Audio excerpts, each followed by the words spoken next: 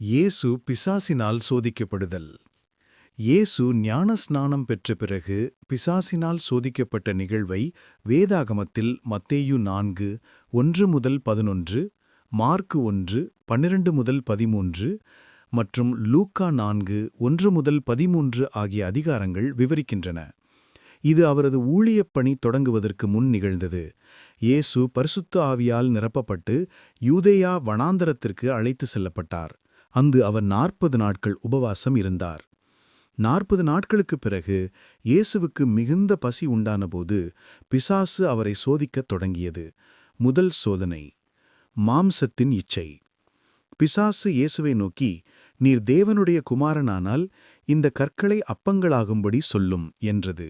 அதற்கு இயேசு, "மனுஷன் அப்பத்தினால் மாத்திரம் பிழைக்க மாட்டான், ஆனால் தேவனுடைய வாயிலிருந்து வருகிற ஒவ்வொரு வார்த்தையினாலும் பிழைப்பான்" என்று பதிலளித்து பிசாசின் சோதனையை முறியடித்தார். இரண்டாம் சோதனை, கண்களின் இச்சை.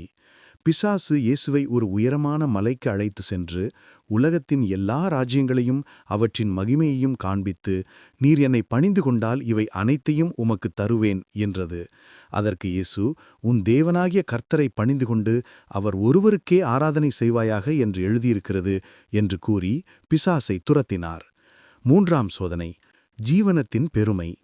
பிசாசு இயேசுவை எருசலேமிலுள்ள தேவாலயத்தின் உச்சியில் ஏற்றி, "நீர் தேவனுடைய குமாரனானால் கீழே குதியும், உம்மை அவர் தம் தூதர்களுக்கு பொறுப்பாய் ஒப்புவிப்பார், உம் கால் கல்லில் இடராதபடி அவர்கள் உம்மை கைகளில் ஏந்திக் கொள்வார்கள்" என்று வேதம் கூறுவதாகவும் பிசாசு குறிப்பிட்டது.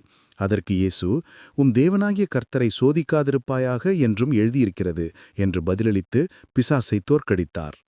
இயேசு சோதனைகளில் வெற்றி பெற்ற பிறகு பிசாசு அவரை விட்டு சில காலம் விலகியது. பின்னர் தேவதூதர்கள் வந்து அவருக்கு பணிவிடை செய்தனர். சாத்தான் இயேசுவிடத்தில் வந்தது போலவே நம்மிடத்திலும் இந்த வழிகளிலெல்லாம் வருகிறான். இயேசு தேவனுடைய வார்த்தையைக் கொண்டு அவனை விரட்டியடித்தார். நாமும் அதுபோலவே தேவனுடைய வார்த்தையைக் கொண்டு அவனை விரட்ட முடியும்.